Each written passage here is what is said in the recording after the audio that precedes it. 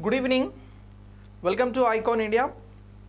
ఈరోజు మనం కరెంట్ అఫైర్స్కి సంబంధించి ఇంపార్టెంట్ టాపిక్స్ని గురించి డిస్కస్ చేయబోతా ఉన్నాం. ఈ ఇంపార్టెంట్ టాపిక్స్ అనేవి ఎగ్జామినేషన్లో ఈరోజు కనిపిస్తున్న మార్చ్ 21కి కనిపిస్తున్నటువంటి ఈ టాపిక్స్ అనేవి అతి ముఖ్యమైనటువంటివి.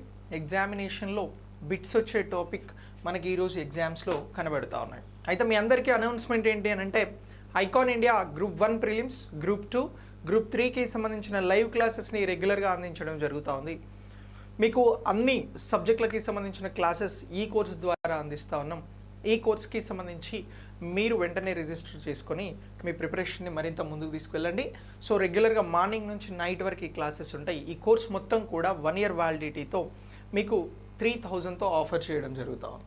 ఇక నెక్స్ట్ ప్రభాకర్ చౌటీ సార్కి సంబంధించినటువంటి ఎకానమీకి సంబంధించి, ఏపీకి సంబంధించి మెయిన్స్ ఎగ్జామ్స్ రాస్తున్నటువంటి అభ్యర్థులకి సంబంధించి ఎక్స్క్లూజివ్ లైవ్ కోర్స్ని అందించడం జరుగుతూ ఉంది. ఈ కోర్స్ ద్వారా మీరు మీ మెయిన్స్కి సంబంధించి ఆంధ్రప్రదేశ్ నుంచి మెయిన్స్ ఎగ్జామ్స్ కోసం ప్రిపేర్ అవుతున్నటువంటి అభ్యర్థులు పూర్తి స్థాయి కాంటెంట్ని పొందవచ్చు. లేటెస్ట్గా చెప్తున్నటువంటి ఈ క్లాసెస్లో మీకు మెయిన్స్ రిలేటెడ్గా కరెంట్ ఎకానమీతో పాటు కోర్ ఎకానమీని కూడా ఫుల్ లెంత్గా అందించడం జరుగుతుంది. ఈ కోర్సు వాస్తవానికి 3000తో ఇవ్వాల్సి ఉంటుంది, కానీ ఆఫర్లో జస్ట్ 1000 రూపీస్తో అందించడం జరుగుతుంది. దీనిని కూడా మీరు ఐకాన్ ఇండియా యాప్ నుంచి రిజిస్టర్ చేసుకోవచ్చు. సో ట్రెండింగ్లో ఉన్నటువంటి ఈ కోర్స్కి సంబంధించి ఏదైతే ఇండియన్ ఎకానమీ, ఆంధ్రప్రదేశ్ ఎకానమీకి సంబంధించినటువంటి అభ్యర్థులందరూ కూడా ఇక్కడ నుంచి మంచి క్లాసెస్ కాంటెంట్ ద్వారా మీ ప్రిపరేషన్ని, మీ విజయాన్ని మరింత చేరువ చేసుకునేందుకు అవకాశం ఉంది. సో మీరు దీనికోసం ఐకాన్ ఇండియా యాప్ని డౌన్లోడ్ చేసుకుని యాప్ ద్వారా రిజిస్టర్ అవ్వండి. Okay, right. ఇక నెక్స్ట్ మనం కరెంట్ అఫైర్స్కి సంబంధించి ఈరోజు ముఖ్యమైనటువంటి రిపోర్ట్స్కి సంబంధించి మాట్లాడబోతా ఉన్నాం. ముఖ్యమైనటువంటి నివేదికలకి సంబంధించినటువంటి అంశంతో పాటు లేటెస్ట్ అప్డేటెడ్గా ఉన్నటువంటి సైన్స్ అండ్ టెక్నాలజీకి సంబంధించినటువంటి అంశాలను కూడా మనం ఈ క్లాస్ ద్వారా డిస్కస్ చేయబోతా ఉన్నాం. ఈ క్లాస్కి సంబంధించి జస్ట్ ఈ వీడియోకి ఒక్క లైక్ చేసి వీడియోని షేర్ చేయండి.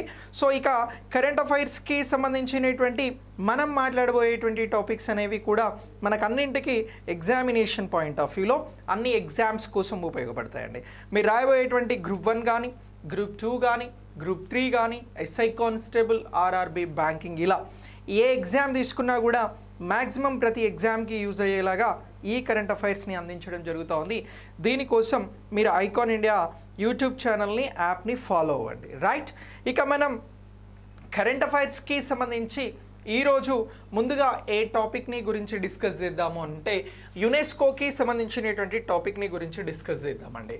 సో యునెస్కోకి సంబంధించినటువంటి భారతదేశంలో తాత్కాలికమైనటువంటి సైట్స్ని గుర్తించడం జరిగింది. సో ఈ తాత్కాలికమైనటువంటి సైట్స్ని ఇటీవల ఇక్కడ గుర్తించారు అని అంటారు. అయితే ఇక్కడ యునెస్కోకి సంబంధించి మనం మాట్లాడుతున్నటువంటి సైట్స్ అనేవి తాత్కాలికమైనవి అని అంటున్నాం. ఈ తాత్కాలికమైనటువంటి సైట్స్ గురించి ఎగ్జామ్స్లో అడగవచ్చు. దెన్ మెయిన్గా అంటే యునెస్కో చేత డైరెక్ట్గా గుర్తించబడినటువంటి సైట్స్ గురించి కూడా ఎగ్జామ్లో అడగచ్చు. బట్ ఎలా క్వశ్చన్ వచ్చినా మనం ఆన్సర్ అనేది చేయాలి. అయితే తాత్కాలికమైనటువంటి సైట్స్కి సంబంధించి ఇప్పుడు లేటెస్ట్ అప్డేట్ ఉందండి. సో దీనికోసం నేను మిమ్మల్ని ఒక క్వశ్చన్ అడుగుతా ఉన్నా. ఏ రాష్ట్రం నుంచి ఇటీవల 6 తాత్కాలికమైనటువంటి సైట్స్ని గుర్తించడం జరిగింది? మీరు మీ ఆన్సర్ని కామెంట్ బాక్స్లో ఈ క్వశ్చన్కి సంబంధించి పోస్ట్ చేయండి. సో ఏమని అంటున్నాం? యునెస్కో తాత్కాలికమైనటువంటి సైట్స్ అని అంటున్నాం. సో మరి యునెస్కోకి సంబంధించినటువంటి ఈ తాత్కాలిక సైట్స్కి సంబంధించి యునెస్కో తాత్కాలిక సైట్స్ అని అంటున్నాం. సో ఈ సైట్స్కి సంబంధించి మీరు ఎగ్జామ్కి సంబంధించి క్వశ్చన్కి సంబంధించి ఆన్సర్ చేయాలి. రేపు ఇది ఎగ్జామ్లో కూడా మీకు ఉపయోగపడేటువంటి అంశం అండి. సో మరి ఈ సైట్స్కి సంబంధించి ఇవి ఎన్ని గుర్తించడం జరిగింది, ఎక్కడ గుర్తించారు అని చెప్పేసి నేను క్వశ్చన్ అడిగిన. సో వెరీ గుడ్, ఎంపీలో గుర్తించారు. ఎంపీ మీన్స్ మధ్యప్రదేశ్లో గుర్తించారు. నేను అర్థం చేసుకున్నాను, మీకు కూడా అర్థమైంది. మరి ఎన్ని సైట్స్ గుర్తించడం జరిగింది అనేటువంటి అంశాన్ని కూడా ఇక్కడ మీరు ఆన్సర్ చేయాల్సి ఉంటుందండి. ఎన్ని సైట్స్ని గుర్తించడం జరిగింది అని కూడా మనం క్వశ్చన్ అడుగుతా ఉన్నాం. సో ఒకసారి దీనికి కూడా మీరు ఆన్సర్ చేయండి. రైట్, ఎన్ని సైట్స్ని గుర్తించడం జరిగింది అని చెప్పేసి మనం క్వశ్చన్ అడగడం జరిగింది. Post your answer.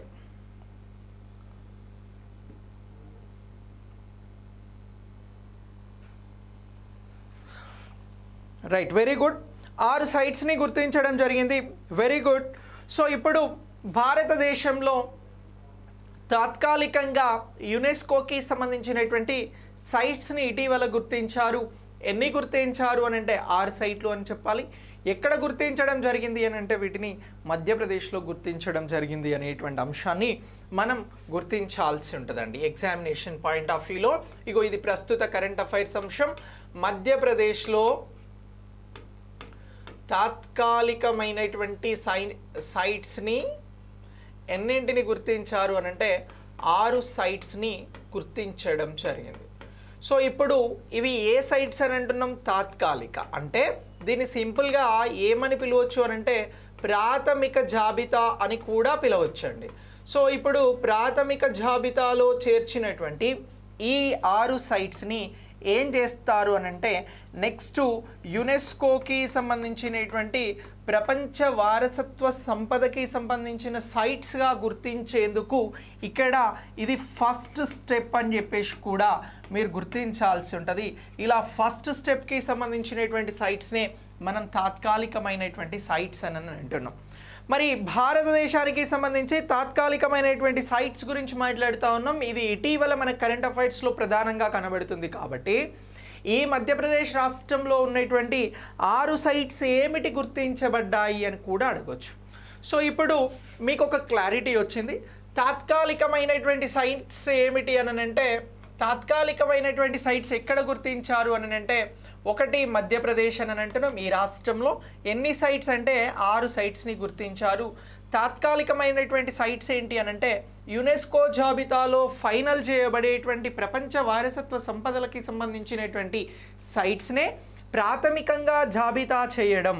అంటే ఒకవేళ భారతదేశం నుంచి సైట్స్ గుర్తించాల్సి వస్తే ఏ సైట్స్ని గుర్తిస్తారు అని అంటే ఇక్కడ తాత్కాలికంగా జాబితా చేస్తున్నా లేదా ప్రైమరీ లిస్ట్కి సంబంధించి ప్రాథమిక జాబితాకి సంబంధించినటువంటి వీటినే మనం యునెస్కోకి సంబంధించినటువంటి సమావేశాలలో ప్రపంచ వారసత్వ సంపద సైట్స్గా గుర్తించడం జరుగుతూ ఉందండి. సో ఇలా 6 సైట్స్ని గురించి కూడా మనల్ని ఎగ్జామినేషన్ పాయింట్ ఆఫ్ వ్యూలో క్వశ్చన్ అడుగుతారు. అలా క్వశ్చన్ అడిగితే మీరు చెప్పాల్సినటువంటిది ఏమిటి అని అంటే వెరీ గుడ్, గ్వాలియర్ కోట అనేది మధ్యప్రదేశ్లో ఉంది. ఇగో ఇలా ఈ గ్వాలియర్ కోటకి సంబంధించినటువంటి దానిని సైట్గా గుర్తించారు అని చెప్పాలి. ఒకటి ఏమిటి అని అంటున్నాం? గ్వాలియర్ కోట అని అంటున్నాం.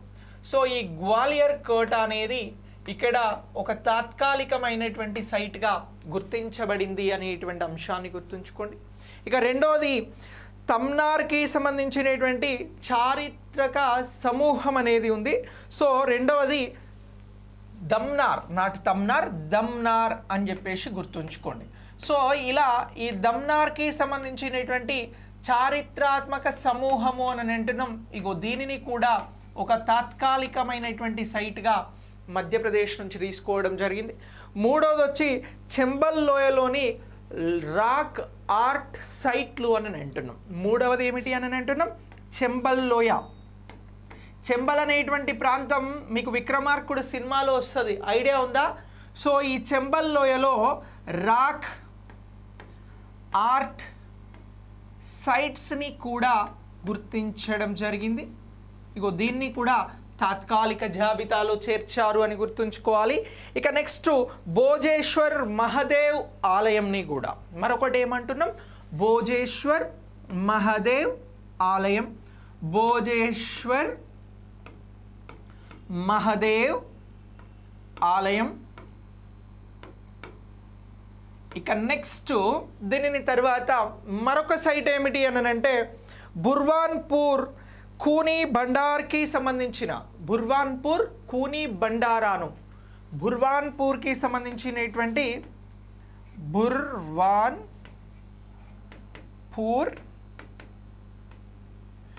కూనీ బండార్.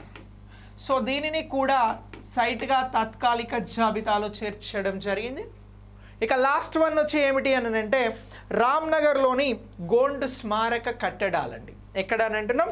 ఈ మధ్యప్రదేశ్ రామ్నగర్కి సంబంధించినటువంటి గోండ్ స్మారక కట్టడాలను కూడా చేర్చారు అనేటువంటి అంశాలని గుర్తుంచుకోండి. ఇలా ఇటీవల ఈ 2024కి సంబంధించి మధ్యప్రదేశ్ నుంచి ఏ సైట్స్ని తాత్కాలిక జాబితాలో ప్రైమరీ లిస్ట్లో చేర్చడం జరిగింది భారత్ నుంచి అని అంటే 1 గ్వాలియర్ కోట, 2 దబ్నార్ సమూహం, 3 Chambal rock art sites, 4 Bhojeshwar Mahadev, 5 Burhanpuri Khooni Bhandar, 6 Gond స్మారక కట్టడాలు అని అంటున్నాం. సో ఇలా ఈ 6ంటిని కూడా ఇప్పుడు భారతదేశం నుంచి తాత్కాలిక సైట్స్గా గుర్తించడం జరుగుతూ ఉంది. అసలు మరి భారతదేశం నుంచి ఎన్ని తాత్కాలికమైనటువంటి సైట్స్ ఉన్నాయి అని అంటే మీరు గుర్తుంచుకోండి, నేను చెప్తున్నది ఈ అంశం 56 అండి. బేసిక్గా ఇంతకుముందు 50 ఉన్నాయి, ఈ 6తో 56 అని చెప్తున్నా. ఒకసారి ఈ ఫిగర్ని మీరు కూడా చెక్ చేయండి, కొంచెం అటు ఇటుగా ఏమన్నా ఉంటే మార్చుకోండి. సో భారతదేశంలో తాత్కాలికమైనటువంటి యునెస్కో సైట్స్, భారతదేశం నుంచి ఎంపిక చేయబడినటువంటి యునెస్కో సైట్స్ ఎన్ని తాత్కాలికమైనవి అని అంటే ఈ 56 అని గుర్తుంచుకోండి, 56 ఇవి తాత్కాలికమైనవండి. మరి యునెస్కో చేత గుర్తించబడినటువంటి ప్రపంచ వారసత్వ సంపదలకి సంబంధించిన సైట్స్ ఎన్ని అని నన్ను అడిగితే మీరు చెప్పాల్సినది, సో ప్రపంచ వారసత్వ సంపదలకి సంబంధించి 42 సైట్లు అండి. ఇవి ఆల్రెడీ యునెస్కో ఈ 42 సైట్లని ప్రపంచ వారసత్వ సంపదకి సంబంధించినటువంటి కట్టడాలుగా గుర్తించడం జరిగింది. ఇవి 42. ఓకే, ఇందులో మనకి రామప్ప, దొలవీర, రవీంద్రనాథ్ ఠాగూర్ గారికి సంబంధించినటువంటిది, అలాగే ఈ హొయసాలకి సంబంధించిన టెంపుల్స్ 2023లో ఈ రెండింటిని గుర్తించారు. ఇలా 42 ఉన్నాయి. ఇక 56 ఏంటి అని అంటే తాత్కాలికమైనటువంటి సైట్స్. ఇవి భారతదేశం నుంచి యునెస్కోలో ప్రాథమికంగా జాబితా చేయబడ్డాయి. ఈ రెండింటికి వ్యత్యాసాన్ని అబ్జర్వ్ చేయండి. మీరు నేను చెప్తున్న వ్యత్యాసాన్ని అర్థం చేయండి. మిమ్మల్ని క్వశ్చన్ ఇది అడుగుతున్నాడా అనేది క్లారిటీ ఉండాలి. ఇటీవల తాత్కాలికంగా గుర్తించబడినటువంటి సైట్స్ ఏమిటి గుర్తించండి అని అంటే గ్వాలియర్ కోట, దమ్నార్ సమూహం, Chambal rock art sites, Bhojeshwar Mahadev ఆలయం, బుర్వాన్పూరి కూనీ బండార్, అలాగే గోండ్ స్మారక కట్టడాలు అని అంటున్నాం. ఇవి తాత్కాలికంగా భారతదేశం నుంచి గుర్తించబడినటువంటివి, యునెస్కో కోసం ప్రాథమికంగా జాబితా చేయబడ్డాయి. ఇక యునెస్కో చేత మొత్తం ఎన్ని సైట్స్ ఇప్పటివరకు భారతదేశంలో గుర్తించబడ్డవి అని అంటే 42 సైట్లు గుర్తించబడ్డవి. ఇందులో 39వ సైటుగా రామప్పను గుర్తించారు. తెలుగు రాష్ట్రాలకి సంబంధించి, తెలంగాణకి సంబంధించినటువంటి దానిని గుర్తుంచుకోవాల్సి ఉంటుంది. ఓకే, క్లారిటీ వచ్చింది కదా. తాత్కాలికం వేరు, యునెస్కో గుర్తించినటువంటి వరల్డ్ హెరిటేజ్ సైట్స్ వేరు. క్లియర్. సో ఇలా ఇగో ఈ అంశాన్ని మీరు ఎగ్జామినేషన్ పాయింట్ ఆఫ్ వ్యూలో అప్డేట్ చేసుకోండి. వీటికి సంబంధించి మిమ్మల్ని ఎగ్జామినేషన్లో క్వశ్చన్ అడుగుతారు. అయితే ఇక్కడ మనం ఎక్స్క్లూజివ్గా ఏ రాష్ట్రం గురించి మాట్లాడుతూ ఉన్నాం? మధ్యప్రదేశ్ గురించి మాట్లాడుతూ ఉన్నాం. సో ఇప్పుడు మిమ్మల్ని క్వశ్చన్ ఇలా కూడా అడగొచ్చు. ఎలా అడగొచ్చు అని అంటే ఇటీవల మధ్యప్రదేశ్ నుంచి 6 సైట్లని యునెస్కో తాత్కాలికంగా జాబితా చేయడం జరిగింది. మరి మధ్యప్రదేశ్ నుంచి వాస్తవానికి యునెస్కోకి సంబంధించినటువంటి ప్రపంచ వారసత్వ సంపదకి సంబంధించిన సైట్లు 42 ఉంటే ఓన్లీ ఎక్స్క్లూజివ్గా మధ్యప్రదేశ్ నుంచి ఎన్ని ఉన్నాయి చెప్పండి అని అడుగుతారు మిమ్మల్ని. మధ్యప్రదేశ్ నుంచి ఎన్ని సైట్స్ ఉన్నాయి అని అడుగుతారు. ఇప్పుడు మీరు ఆన్సర్ చేయండి. మధ్యప్రదేశ్ నుంచి ఉన్నటువంటి సైట్స్ ఎన్ని?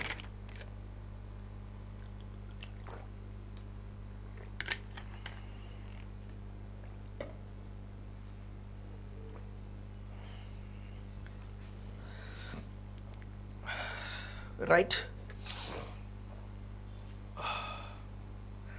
యా గౌతమ్ చారి, ఓన్లీ మధ్యప్రదేశ్ నుంచి 19 ఉన్నాయా? 9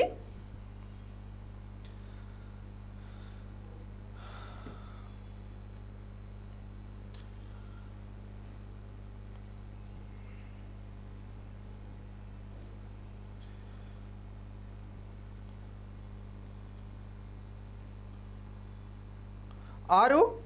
ఓకే, ఇవి తాత్కాలికం అనుకున్నాం కదా.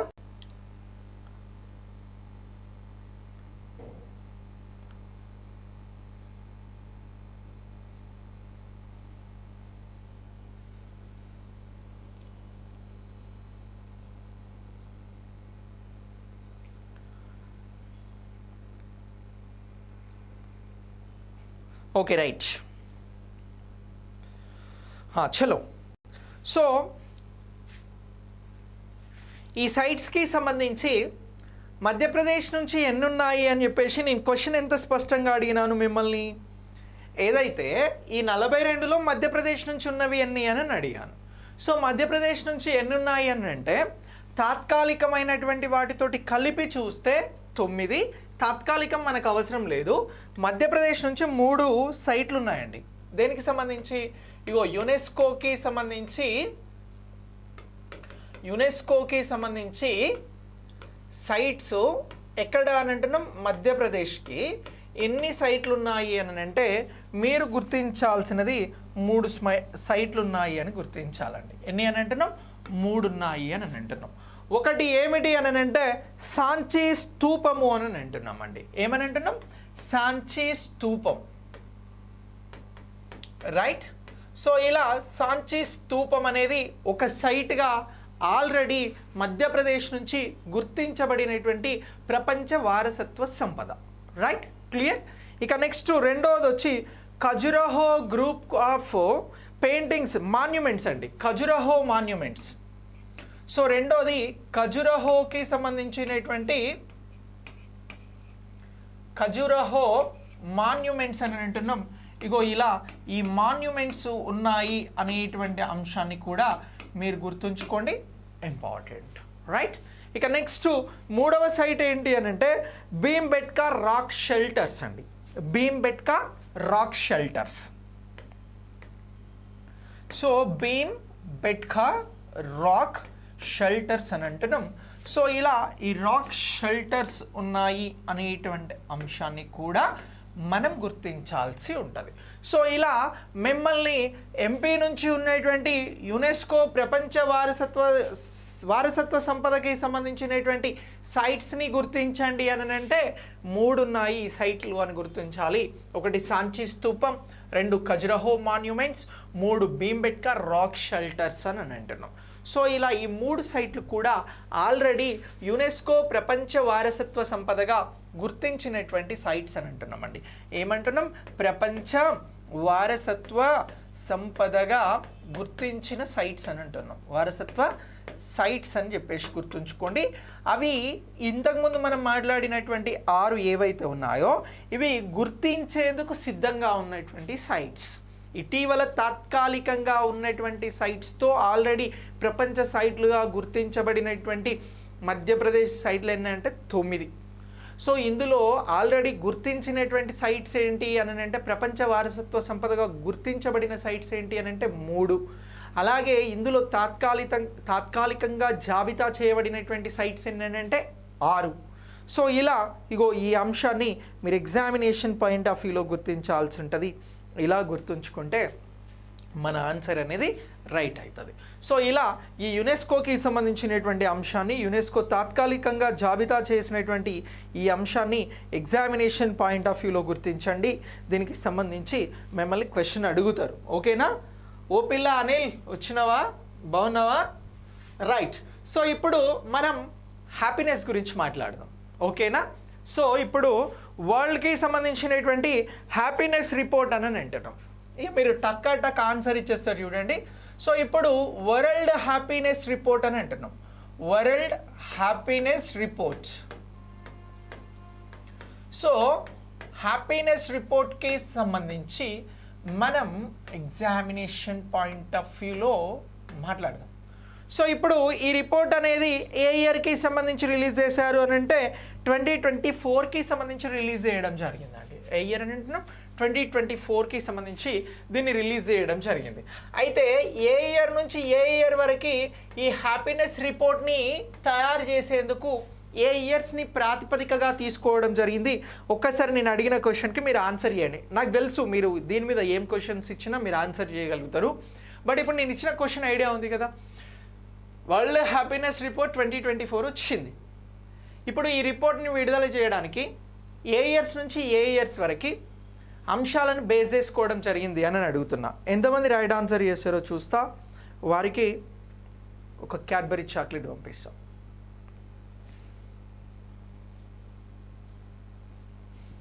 నేను క్వశ్చన్ ఒకటి అడిగితే మీరు వేరే ఆన్సర్ చెప్తారా గట్లా? నేను ఏం క్వశ్చన్ అడుగుతున్నానో దానికే ఆన్సర్ చేయండి. Very good. 2023, 22, 24, 23, 24. నీలజ మళ్ళీ నువ్వు అడిగితే నువ్వే పంపాల్సి ఉంటుంది. క్వశ్చన్ వేస్తే ఎట్లా? రైట్. చెప్పు ఏమైంది?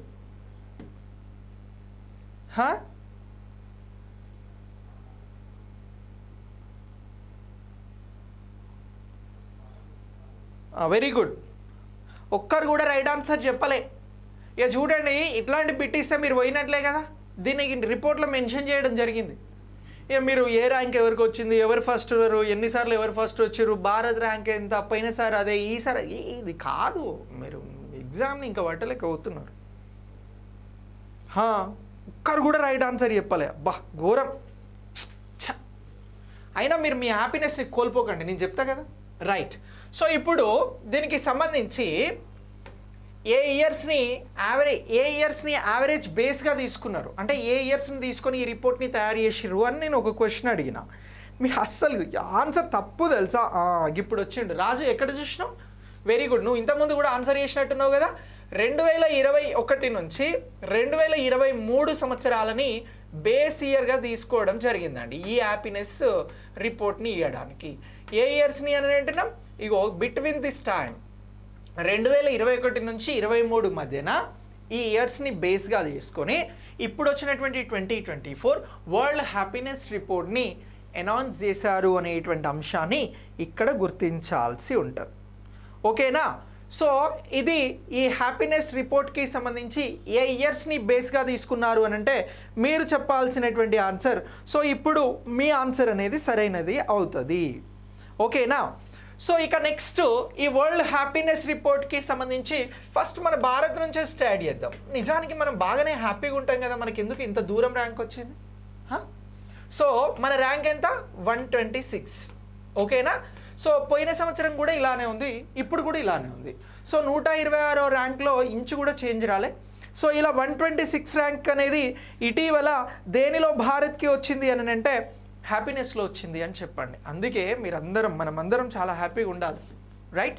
బాగా హ్యాపీగా ఉండే ప్రయత్నం చేద్దాం, ఉండాలని నేను మనస్ఫూర్తిగా కోరుకుంటున్నాను. ఇక నెక్స్ట్ మరి ఈ హ్యాపీనెస్ని లెక్కగట్టేందుకు అయితే ఇక్కడ మళ్ళీ ఫస్ట్ కంట్రీ కూడా చెప్పాలి కదా. ఇగో ఫిన్లాండ్ ఉందండి ఫస్ట్. ఎవరు అని అంటున్నాం? ఫిన్లాండ్. సో ఈ ఫిన్లాండ్ అనేది ఫస్ట్లో ఉన్నది హ్యాపీనెస్కి సంబంధించి. సో ఇది ఎన్నోసారి హ్యాపీగా కొనసాగుతూ ఉంది అని అంటే కంటిన్యూగా 7వసారి అని చెప్పేసి గుర్తుంచుకోండి. ఓకే? సో ఇలా ఫిన్లాండ్ అనేది ఫస్ట్ ఉంది.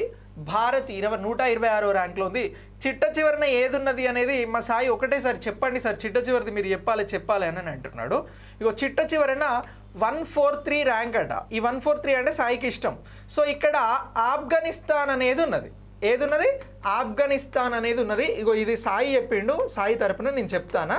చివరగా హ్యాపీనెస్కి సంబంధించినటువంటి రిపోర్ట్లో నిలిచినటువంటి దేశం ఏది అని అంటే చిట్ట చివరన ఆఫ్ఘనిస్తాన్ ఉన్నది.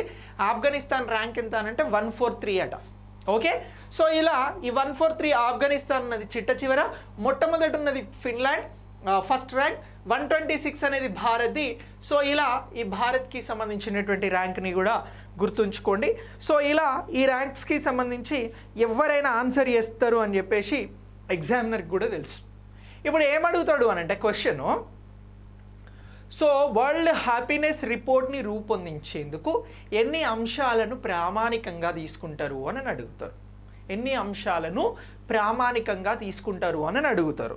సో ఇప్పుడు ఎన్ని అంశాలను ప్రామాణికంగా తీసుకుంటారు అనేది చెప్పాలి. ఓకేనా? ఒక్కసారి చెప్పండి. ఇప్పుడు ఎంతమంది చెప్తారో చూస్తా ఆన్సర్. 8 పారామీటర్స్. రాజు వెరీ గుడ్, కానీ wrong answer. Very good Neelaja, very good Tom Jerry. So ఇప్పుడు 6 పారామీటర్స్ని తీసుకొని 6 ప్రమాణాలను తీసుకొని ఈ రిపోర్ట్ని చేస్తారు అని గుర్తుంచుకోవాలి. ప్రమాణాల మీదనే క్వశ్చన్ వస్తుంది. ప్రమాణాల మీదనే క్వశ్చన్ వస్తుంది. సీరియస్లీ క్వశ్చన్స్ ఈజీగా రావు. ఓకే, సో ఈ ర్యాంక్ ఎంత, ఇవన్నీ పాత ముచ్చట, ఇదంతా ఏదో మనం చెప్పుకోవాలి కాబట్టి చెప్పుకుంటాం. ఓకేనా, అట్లా వస్తే మీరు అదృష్టవంతులు, కానీ నా దృష్టిలో ఇట్లా రాదు అనేది నా ఒపీనియన్. మీరు ఇటీవల పేపర్స్ చూసారు కదా, ఎగ్జామ్స్, ఏపీపీఎస్సి, ఇంకా సమ్ అదర్ క్వశ్చన్స్ ఆ పాయింట్ ఆఫ్ వ్యూలో వస్తాయి. రైట్, సో ఎన్ని అంశాలను ప్రామాణికంగా తీసుకుంటారు అని అంటే ఆరు అంశాలు అనే రాస్తున్నా. ఇక్కడ 6 అంశాలను ప్రామాణికంగా తీసుకుంటారండి. ఆ 6 ఏమిటి గుర్తించండి అని అడుగుతారు. ఆ 6 ఏమిటి గుర్తించండి అని అడుగుతారు. అలా అడుగుతే మీరు చెప్పాల్సినటువంటి మొదటి ఆప్షన్ ఏంటి అని అంటే జీడిపి పర్ క్యాపిటా, తలసరి జీడిపి అనేటువంటిది ఇక్కడ మొదటి అంశంగా తీసుకోవడం జరుగుతుంది. ఏ అంశంగా తీసుకుంటారు అని అంటున్నాం, ఇగో 1 వచ్చి తలసరి జీడిపి. ఓకే, ఇగో ఇది మొదటి అంశంగా తీసుకోవడం జరుగుతుంది. ఇక రెండవ అంశం వచ్చేయండి అని అంటే ఆరోగ్యకరమైన ఆయురార్థం. ఆరోగ్యకరమైనటువంటి ఆయురార్థం ఇటీవల వచ్చినటువంటి HDIలో, హ్యూమన్ డెవలప్మెంట్ ఇండెక్స్లో తీసుకోవడం జరిగింది. అలాగే జెండర్ ఇన్ఈక్వాలిటీ ఇండెక్స్లో కూడా తీసుకోవడం జరిగింది. ఇప్పుడు ఇది హ్యాపీనెస్ రిపోర్ట్లో కూడా తీసుకుంటున్నారు. ఇగో ఇలా గుర్తుపెట్టుకోండి. రైట్, సో రెండోది ఏమంటున్నాం, ఆరోగ్యకరమైన ఆయురార్థం. ఆరోగ్యకరమైన ఆయురార్థం అని గుర్తుంచుకోవాలి. అర్థమవుతుంది కదా నేను చెప్పే క్లాసు? అర్థమవుతుందా అవ్వట్లేదా? ఒక్కసారి మీరు ఎస్ఆర్ నో చెప్పండి. ఇక నెక్స్ట్ క్వశ్చన్స్ ఇదే లెవెల్లో వస్తాయి, మంచి డెప్త్ కంటెంట్ ఇస్తున్నాం. ఇక నెక్స్ట్ మూడవ అంశం ఏమిటి అని అంటే ఏదైనా లెక్కించడానికి ఎవరైనా ఉండడం. సో ఎవరినైనా కలిగి ఉండడం అని రాస్తున్నా నేను. ఎవరినైనా కలిగి ఉండడం. ఓకే, ఇగో ఇది మరొక అంశంగా తీసుకోవడం జరుగుతూ ఉంది. ఇక నెక్స్ట్ 4వ అంశంగా ఏం తీసుకుంటా ఉన్నారు అని అంటే జీవితానికి సంబంధించినటువంటి ఎంపికలు ఉంటాయి కదా, అంటే నీకు కావాల్సినటువంటి చాయిసెస్. సో వాటికి సంబంధించి నీ చాయిస్ని నువ్వు ఎంచుకునేటువంటి స్వేచ్ఛ, ఫ్రీడమ్. సో జీవిత ఎంపికలకి సంబంధించినటువంటి జీవిత ఎంపికలకి స్వేచ్ఛ అని అంటున్నాం. రైట్, సో ఇలా ఈ అంశాన్ని కూడా ఇక్కడ కీలకంగా తీసుకోవడం జరుగుతూ ఉంది. ఇక నెక్స్ట్ దీనిని తర్వాత 5వ అంశంగా ఏం తీసుకుంటున్నారు అని అంటే ఔదార్యం అనేటువంటి అంశాన్ని తీసుకుంటా ఉన్నారు. ఏమని అంటున్నాం, ఔదార్యం అనేటువంటి అంశాన్ని తీసుకోవడం జరుగుతూ ఉంది. 6వ అంశంగా తీసుకుంటున్నటువంటిది ఏమిటి అని అంటే అవినీతి నుండి స్వేచ్ఛ. దేని నుంచి అని అంటున్నాం, అవినీతి నుంచి స్వేచ్ఛ అని అంటున్నాం. సో ఇలా ఇగో ఈ అంశాలని మనం క్లియర్గా గుర్తించాల్సి ఉంటుంది. రైట్, సో ఇలా ఈ 6 అంశాలు అనేవి ప్రధానమైనటువంటి అంశాలుగా వరల్డ్ హ్యాపీనెస్ రిపోర్ట్ని ఇవ్వడానికి ప్రామాణికంగా తీసుకుంటున్నటువంటి అంశాలు అని గుర్తుంచుకోవాలి. నేను మళ్ళీ చెప్తా ఉన్నా, బిట్ రావడానికి అవకాశం ఉన్నటువంటి ఏరియా ఏమని అంటున్నాం, బిట్ ఇక్కడ నుంచి వస్తుంది అని అంటున్నాం. 5 స్టార్స్ ఇచ్చినాం. సో గుర్తుంచుకోండి, ఈ 6 అనేది ఇంపార్టెంట్. ఈరోజు ఇంకో 6 కూడా మాట్లాడినాం, తాత్కాలిక జాబితా. సో ఇక్కడ ఒక 6 మాట్లాడుతున్నాం, ఇది. ఇక మీకు 6 సినిమా ఐడియా ఉందా, సూర్య ఉన్న త్రిష ఉంటారు. సో ఇలా ఇగో ఈ 6ని గుర్తుంచుకోండి, వెరీ వెరీ ఇంపార్టెంట్ అంతే. సో ఇలా ఇగో ఈ అంశాలు అనేవి మీకు ముఖ్యమైనటువంటి అంశాలుగా వరల్డ్ హ్యాపీనెస్ రిపోర్ట్కి సంబంధించి గుర్తించాల్సి ఉంటుంది. సో ఇలా ఈ అంశాన్ని మీరు ఎగ్జామినేషన్ పాయింట్ ఆఫ్ వ్యూలో గుర్తుపెట్టుకోండి. ఇక నెక్స్ట్ మరొక ఇటీవల అంటే ప్రత్యేకంగా మనం మాట్లాడాల్సినటువంటి దేశం ఏంటి అని అంటే ఇజ్రాయెల్. అంటే ఇగో ఇజ్రాయెల్ అనేది 3rd ర్యాంకును పొందడం జరిగింది. ఓకే, ఇజ్రాయెల్ గురించి ప్రత్యేకంగా మాట్లాడాలి. ఎందుకు మాట్లాడాలి అని అంటే ఇజ్రాయెల్కి మనకి ప్రాథమికంగా మంచి సంబంధాలు ఉంటాయి. ఈ ఇజ్రాయెల్ అనేది 3వ ర్యాంక్లో ఉంది అని గుర్తించండి. ఇగో ఇది ప్రస్తుతం యుద్ధంలో ఉందండి. ఇజ్రాయెల్ దేశం ఏం చేస్తూ ఉంది, యుద్ధంలో ఉంది. మీకు తెలుసు కదా, హమాజ్ అటాక్ జరిగింది లాస్ట్ ఇయర్. ఈ హమాజ్ అటాక్ జరిగినటువంటి రోజు ఇజ్రాయెల్ ప్రజలంతా కూడా మంచి సంబరాలలో ఉన్నారు, హ్యాపీనెస్ కోసం. వేరు రిసార్ట్స్లలో, బార్డర్స్ దగ్గరలో ఉన్నటువంటి ప్రాంతాలలో హ్యాపీగా ఉంటారు. సో ఈ ఇజ్రాయెల్కి సంబంధించినటువంటి ప్రజలు ప్రపంచంలో అత్యంత హ్యాపీగా ఉండేటువంటి ప్రజలలో లిస్ట్ చేయడం జరిగిందండి. నేనేమైనా తప్పు చెప్పినా ఏమో, నా దగ్గర ఉన్న రిపోర్ట్ థర్డ్ అని ఉండే, మరి నేను అందుకే థర్డ్ చెప్పినట్టున్నా. ఒకసారి చెక్ చేసుకుంటా, ఆగండి. సారీ అండి, మీరే రైట్, ఫిఫ్త్, థర్డ్ కాదు ఫిఫ్త్, రైట్, మీరే రైట్. థర్డ్ ఐస్లాండ్ ఉంది. సో ఇది టాప్ 5లో ఉంది. ఇజ్రాయెల్కి సంబంధించినటువంటి ప్రజలు సాటర్డే సండే వస్తే వారి ఫోన్లను ఆఫ్ చేసి ఫ్యామిలీస్ తోటి స్పెండ్ చేస్తారండి, మీకు తెలుసా?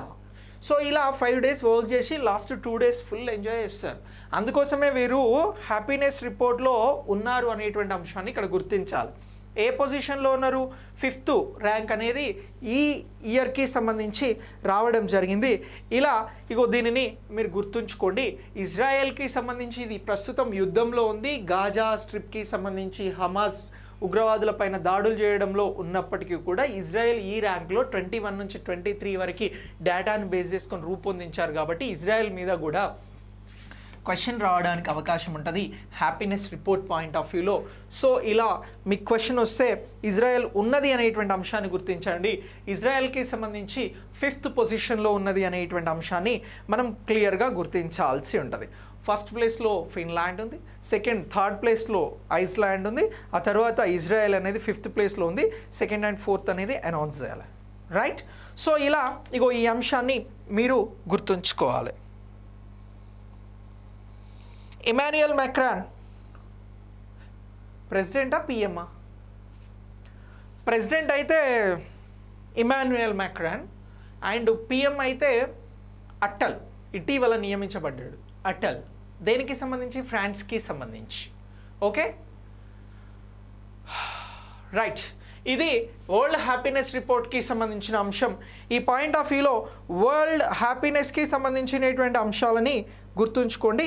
ఎగ్జామినేషన్ పాయింట్ ఆఫ్ వ్యూలో ఇంపార్టెంట్, రైట్?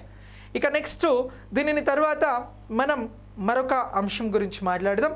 మరొక అంశం ఏమిటి అని అంటే ఈ శ్రమ్ పోర్టల్ గురించి మాట్లాడదాం. దేని గురించి అని అంటున్నాం? ఈ శ్రమ్ పోర్టల్ గురించి మాట్లాడదాం. సో ఈ శ్రమ్ పోర్టల్కి సంబంధించి ఈ శ్రమ్ పోర్టల్ అని అంటున్నాం. ఈ శ్రమ్ పోర్టల్ అనేది దేనికి సంబంధించింది అని క్వశ్చన్ అడుగుతారు. ఇలా క్వశ్చన్ అడిగితే మీరు ఆన్సర్ని ఏమని చేస్తారు? ఈ శ్రమ్ పోర్టల్ అనేది అసలు ఎందుకు వచ్చింది, ఇది ఇప్పుడు ప్రస్తుతం ఎందుకు కరెంట్ అఫైర్స్లో కనబడుతుంది అనేటువంటి అంశాన్ని మనం ఎగ్జామినేషన్ పాయింట్ ఆఫ్ వ్యూలో మాట్లాడాల్సి ఉంటుందండి. సో ఇప్పుడు ఈ శ్రమ్ పోర్టల్ గురించి ఇటీవల ప్రస్తావించినది ఎవరు? ఈ శ్రమ్ పోర్టల్లో ఉన్నటువంటి అందరికీ కూడా రేషన్ కార్డ్స్ అందించాలని చెప్పినది ఎవరు? అసలు ఈ శ్రమ్ పోర్టల్ దేనికి సంబంధించింది అనేటువంటి బేసిక్ క్వశ్చన్స్ని మనం ఫ్యూచర్లో జరిగేటువంటి ఎగ్జామినేషన్స్లో ఫైండ్ అవుట్ చేయాల్సి ఉంటుందండి, గుర్తించాల్సి ఉంటుంది. సో దీనికోసం ఈ శ్రమ్ పోర్టల్ అనేటువంటి అంశం వస్తే ఇప్పుడు మీరు గుర్తుంచుకోవాల్సింది భారత అత్యున్నత న్యాయస్థానము అని గుర్తుంచుకోండి. ఇగో సుప్రీంకోర్టు ఈ శ్రమ్ పోర్టల్ గురించి మాట్లాడడం జరిగిందండి. సో ఈ శ్రమ్ పోర్టల్ గురించి సుప్రీంకోర్టు ఎందుకు మాట్లాడింది అని అంటే ఎవరైతే కోవిడ్ టైంలో ఉన్నటువంటి శ్రామికులు, కార్మికులు ఎవరైతే ఉన్నారో వీరు కోవిడ్ కంటే ముందు వేరువేరు రాష్ట్రాలకు వెళ్ళి పనిచేసుకునేటువంటి వారు. కోవిడ్ టైంలో ఏమైంది? సొంత ప్రాంతాలకి తరలి వెళ్ళారు. సో ఈ శ్రామికులకి సంబంధించినటువంటి రిజిస్టర్ కోసం తీసుకొచ్చినటువంటి పోర్టలే ఈ శ్రమ్ పోర్టల్ అని అంటారు. మరి ఈ శ్రమ్ పోర్టల్కి సంబంధించినటువంటి వారందరికీ కూడా ఒక 2 నెలల టైం ఇస్తున్నాం. ఈ 2 నెలలలో రేషన్ కార్డ్స్ అందించండి అని చెప్పేసి సుప్రీంకోర్టు మాట్లాడడం జరిగిందండి. దేనికోసం మాట్లాడింది సుప్రీంకోర్టు? ఈ శ్రమ్ పోర్టల్లో లేదా వెబ్సైట్లో రిజిస్టర్ అయిన శ్రామికులకి, ఓకే, దేనికి ఎవరికి అని అంటున్నాం? శ్రామికులకి రేషన్ కార్డ్స్ అందించండి అని చెప్పేసి మాట్లాడింది, రైట్? రేషన్ కార్డ్స్ గురించి మాట్లాడడం జరిగింది. సార్ సుప్రీంకోర్టు ఎందుకు మాట్లాడింది సార్ రేషన్ కార్డ్ అని అంటే మనకి ఆహార భద్రతా చట్టం అనేది ఉందండి, తెలుసా మీ అందరికీ? ఆహార భద్రతా చట్టం 2013లో తీసుకురావడం జరిగింది. ఆహార భద్రతా చట్టం ప్రకారం ఈ శ్రమ్ పోర్టల్లో ఉన్నటువంటి వారందరూ కూడా కార్మికులు కాబట్టి ఇగో ఈ ఆహార భద్రతా చట్టానికి సంబంధించి ఆహార భద్రతా చట్టానికి సంబంధించి ఎవరు కూడా నష్టపోవద్దు, ఎవరు కూడా ప్రాణాలను కోల్పోవద్దు ఆకలితో అని చెప్పేసి 2013లో వచ్చినటువంటి చట్టానికి అందరికీ న్యాయం జరగాలి చట్టం ద్వారా అని అంటే ఈ శ్రమ్ పోర్టల్లో రిజిస్టర్ అయిన వాళ్ళందరూ కూడా కార్మికులు కాబట్టి ఆ కార్మికులందరికీ కూడా జస్ట్ 2 నెలలలో 2 మంత్స్లో మీరందరూ కూడా ఏం చేయాలి అని అంటే ఈ కార్మికులకి రేషన్ కార్డ్స్ ఇవ్వాలి అని చెప్పింది. ఏ కార్డ్స్ ఇవ్వాలి అని చెప్పింది? రేషన్ కార్డ్స్ ఇవ్వాలి అని చెప్పింది. అయితే ఈ రేషన్ కార్డ్స్ ఇచ్చే విషయంలో గతంలో అధికారులు విఫలమవ్వడం జరిగింది.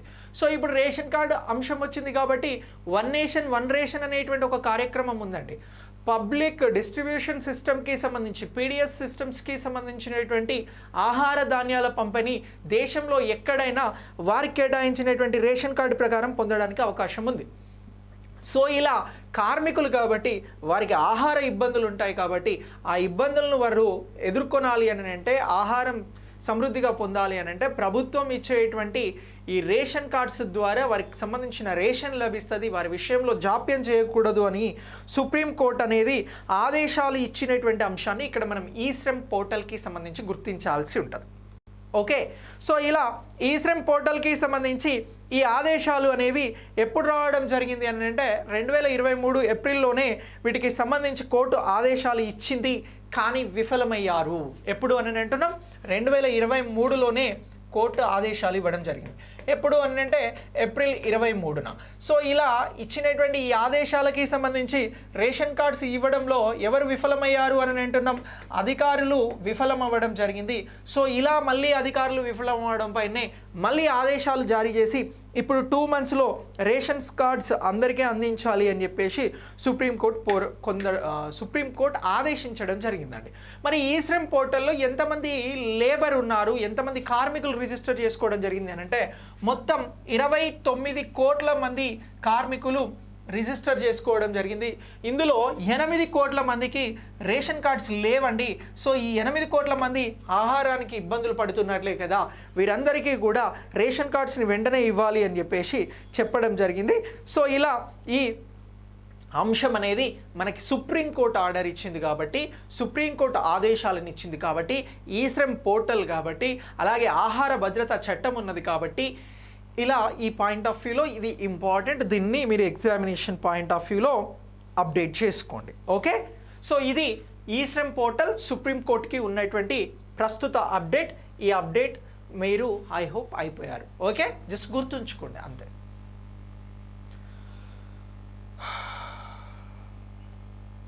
ఇక నెక్స్ట్ దీనిని తర్వాత మరొక అంశం గురించి మాట్లాడదాం. మరొక అంశం ఏంటి అని అంటే 1500 HP.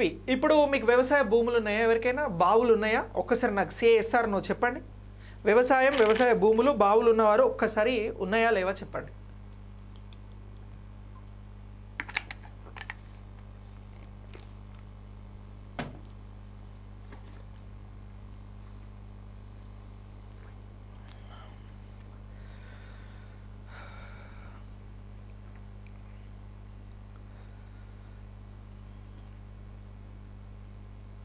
ఎస్, ఇక మీ అందరికీ కూడా మోటార్స్ అంటే తెలుసు కదా, బావులలో బిగించి వాటర్ పంపింగ్ చేసేటువంటి మోటార్స్. సో ఈ మోటార్స్ అనేవి బేసిక్గా 2 HP ఇళ్లల్లో వాడతారు. ఇప్పుడు నల్లా కోసం 3 HP, 4 HP, 5 HP, ఇలా 10 HP, 15 HP ఇట్లా మోటార్స్ ఉంటాయి. అయితే ఇలాంటి ఒక మోటార్ని ఇప్పుడు 1500 HPకి సంబంధించి తీసుకురావడం జరిగింది. HP అంటే ఇక్కడ హార్స్ పవర్ అని అంటున్నాం. సో ఇలా 1500కి సంబంధించినటువంటి హెచ్పికి సంబంధించి హార్స్ పవర్కి సంబంధించినటువంటి మోటార్ని ఇటీవల భారత్కి సంబంధించి ప్రయోగించడం జరిగింది అని గుర్తుంచుకోండి. దీన్ని ఎక్కడ ప్రయోగించారు అని అంటే BHELకి సంబంధించినటువంటి సెంటర్లో ప్రయోగించడం జరిగింది అని చెప్పేసి BEML అండి, నాట్ HML, BEMLకి సంబంధించి ఎక్కడ అనంటే మైసూర్లో ఇగో దీనిని ప్రయోగించడం జరిగింది అనేటువంటి అంశాన్ని మీరు గుర్తుంచుకోండి. సో మరి దీన్ని ఎందుకు డిజైన్ చేయడం జరిగింది, ఎందుకు రూపొందించడం జరిగింది అంటే భారత యుద్ధ ట్యాంకుల కోసం రూపొందించడం జరిగిందండి.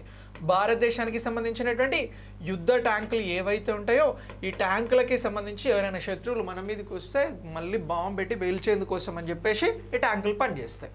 ఇలా పనిచేసేటువంటి ఈ ట్యాంకులలో 1500 హెచ్పికి సంబంధించినటువంటి మోటార్స్ని పెట్టి ఈ హార్స్ పవర్తో నడిచేటువంటి ఈ మోటార్స్ ద్వారా మన భారతదేశంలో ఈ టెస్ట్ జరిగిందా లేదా అని అడిగితే జరిగింది అని చెప్పాలి. దీనివల్ల ఉపయోగం ఏమిటి అని అంటే భారత రక్షణ రంగానికి సంబంధించినటువంటి యుద్ధ ట్యాంకర్లకి సంబంధించినటువంటి వాటిని ఇక్కడ ప్రయోగించడానికి ఇవి ఉపయోగపడతాయి. మరి దీనికి సంబంధించి ఇది ఏ టెక్నాలజీతో రూపొందించడం జరిగింది అని అంటే మన టెక్నాలజీ స్వదేశీ పరిజ్ఞానంతో రూపొందించడం జరిగింది. దీన్ని రూపొందించడానికి సంబంధించి DRDO కూడా కీలకంగా వ్యవహరించడం జరిగింది. ఇలా ఇటీవల భారతదేశం నుంచి ఎంత హార్స్ పవర్ కలిగినటువంటి మోటార్స్ని ప్రయోగించడం జరిగింది సక్సెస్ఫుల్గా అని అంటే 1500 అనేటువంటిది గుర్తుంచుకోండి. ఇలా ఎగ్జామినేషన్ పాయింట్ ఆఫ్ వ్యూలో ఇది ఇంపార్టెంట్గా ఉపయోగపడుతుంది. పూర్తిగా స్వదేశీ పరిజ్ఞానంతో తయారు చేయబడినటువంటిదిగా దీన్ని మనం గుర్తుంచుకోవాల్సి ఉంటుంది. ఇప్పుడు దీని ద్వారా ఏం భావిస్తూ ఉన్నారు అని అంటే భారత రక్షణ రంగం రోజు రోజు పటిష్టమవుతూ ఉంది. ఇప్పుడు ఇది రక్షణ రంగంలో ఒక కొత్త శకానికి నాంది అవుతుంది. ఇలాంటి హార్స్ పవర్కి సంబంధించినటువంటి మోటార్స్ని మనం తయారు చేసుకోగలిగితే ఫ్యూచర్లో మన దేశం నుంచి ఇలాంటి యుద్ధ ట్యాంకర్లకి సంబంధించి హార్స్ పవర్స్కి సంబంధించినటువంటి వాటిని వేరే దేశాలకి కూడా ఎగుమతి చేయవచ్చు. అప్పుడు ఏమొస్తాయి, మనకి డబ్బులు వస్తాయి. సో ఇలా ఈ మోటార్ ప్రయోగం జరిగింది అనేది మనం క్లియర్గా గుర్తించాల్సి ఉంటుందండి. సో దీనికి సంబంధించినటువంటి ఈ ప్రాజెక్టుకి సంబంధించి మొత్తం ఇది ఎప్పటి వరకు పూర్తవుతుంది అని అంటే 2025 వరకు ఈ మొత్తం ప్రాజెక్ట్ పూర్తవుతుంది. ఇప్పుడు జస్ట్ టెస్ట్ మాత్రమే జరిగింది. ఇది ఎప్పటికల్లా కంప్లీట్ అవుతుంది అని అంటే 2025 కల్లా పూర్తి అవుతుంది అనేటువంటి అంశాన్ని గుర్తుంచుకోండి. మరి ఇది ఎప్పుడు ప్రారంభమైంది? ఈ హార్స్ పవర్కి సంబంధించినటువంటి అన్వేషణ ప్రయోగాలు దీన్ని తయారు చేయడం అని అంటే 2020లో దీన్ని ప్రారంభించడం జరిగింది అనేటువంటి అంశాన్ని కూడా గుర్తుంచుకోండి. నెక్స్ట్ ఇయర్ మధ్య కల్లా ఇది పూర్తి స్థాయిలో మనకు అందుబాటులోకి వచ్చేలాగా మన శాస్త్రవేత్తలు సైంటిస్టులు దీన్ని వర్కౌట్ చేయడం జరుగుతోంది. ఇలా భారత రక్షణ రంగానికి DRDO ద్వారా మరొక కొత్త పరిజ్ఞానం అనేది 1500 హార్స్ పవర్స్కి సంబంధించిన మోటార్స్ అనేవి అందుబాటులోకి రాబోతూ ఉన్నాయి. దీన్ని ఎగ్జామినేషన్ పాయింట్ ఆఫ్ వ్యూలో గుర్తుంచుకోండి. రైట్, ఇక నెక్స్ట్ దీని తర్వాత మరొక అంశం ఏంటి అని అంటే ఒకసారి చైనా దాకా పోయేద్దాం. మనం చైనాలో ఏం జరిగిందో తెలుసా మీకు? చాలా జరిగినాయి, కానీ మనం ఎగ్జామినేషన్ పాయింట్ ఆఫ్ వ్యూలో science and technology point of వ్యూలో ఒక ఇష్యూ గురించి మాట్లాడాలి.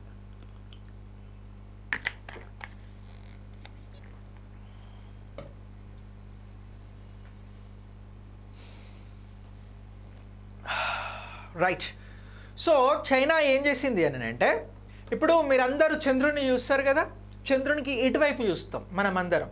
చైనా వాళ్ళు కూడా అందరూ ఇటువైపే చూస్తారు. ఎవరికైనా చంద్రునికి ఇటువైపే కనబడుతుంది ఈ భూగ్రహం పైన.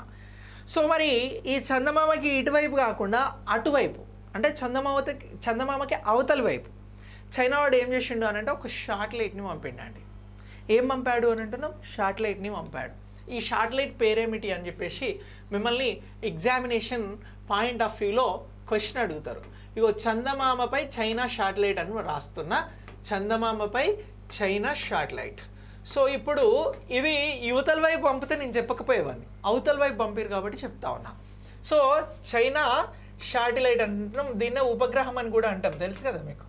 రైట్, సో ఇప్పుడు ఈ శాటిలైట్ పేరేమిటి అని మిమ్మల్ని ఎగ్జామినేషన్ లెవెల్లో క్వశ్చన్ అడగడానికి అవకాశం ఉంటుంది. సో ఇలా క్వశ్చన్ అడిగినప్పుడు మనం చెప్పాల్సినటువంటి ఆన్సర్ ఏమిటి అని అంటే క్యూ నేను రాస్తా, దాన్ని ఎలా పిలుస్తారో మీరు చూడండి. కుకియో 2. ఓకే, నేను అలా పిలుస్తున్నా, మరి ఎగ్జాక్ట్గా అది కరెక్ట్ ప్రొనౌన్సియేషనా లేదా అనేది నాకు తెలియదు, ఒక్కసారి మీరు చెక్ చేయండి. ఓకే,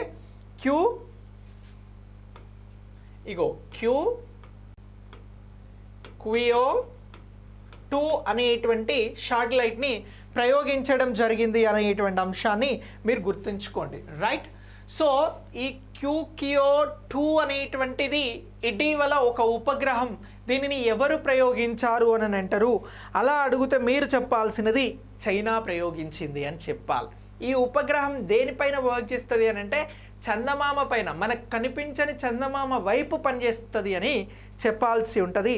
సో ఇలా ఇగో ఈ శాటిలైట్ని గురించి మీరు ఎగ్జామినేషన్ పాయింట్ ఆఫ్ వ్యూలో గుర్తుంచుకోండి, ఇది very very important. Okay, so మరి చంద్రుడి కక్షకి సంబంధించి చైనా వాడు 2030 కల్లా మనుషులను దింపాలి అని అనుకుంటున్నాడు. దేనిపైన?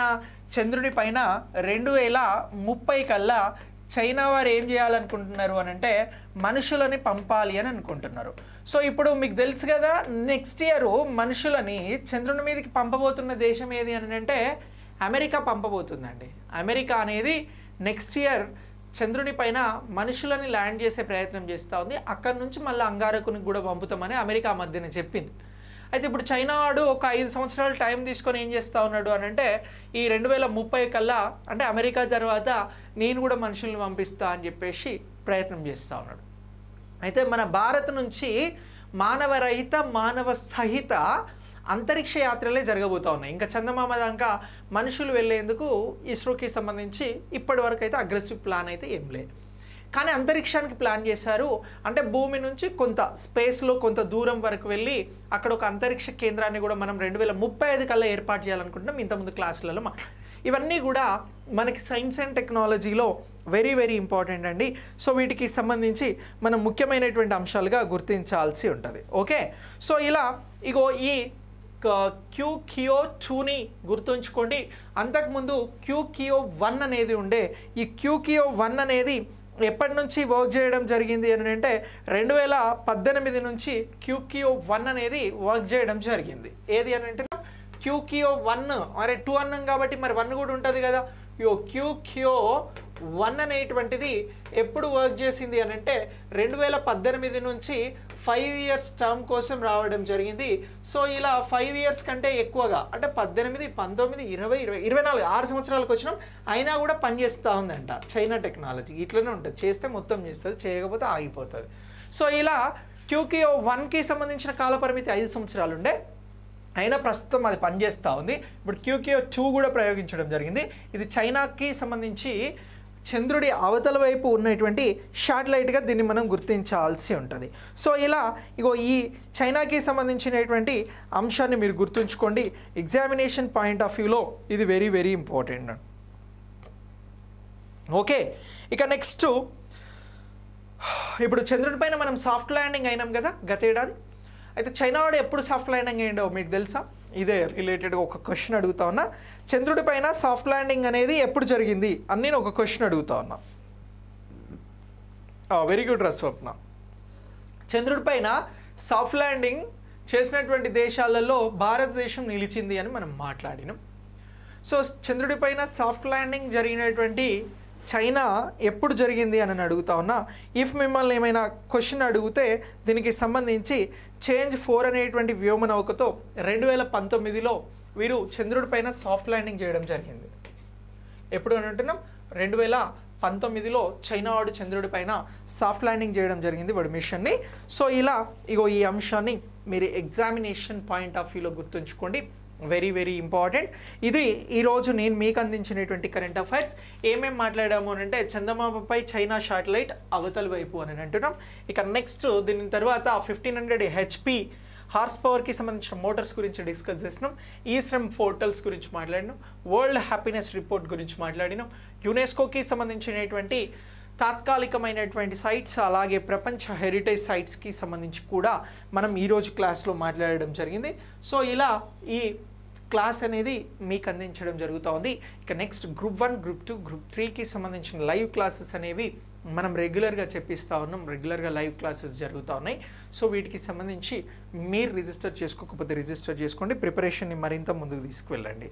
Okay, thank you so much. మళ్ళీ నెక్స్ట్ క్లాస్లో అందరం కలుద్దాం. Right, be happy. మీరు హ్యాపీగా ఉంటే నేను హ్యాపీగా ఉంటేనే మళ్ళీ రిపోర్ట్లో మన ర్యాంక్ చేంజ్ అవుతుంది. ర్యాంక్ ఎంత తెలిసే 126. దాన్ని తగ్గించాల్సిన బాధ్యత మీకు నాకు అందరికీ ఉన్నది. Thank you so much.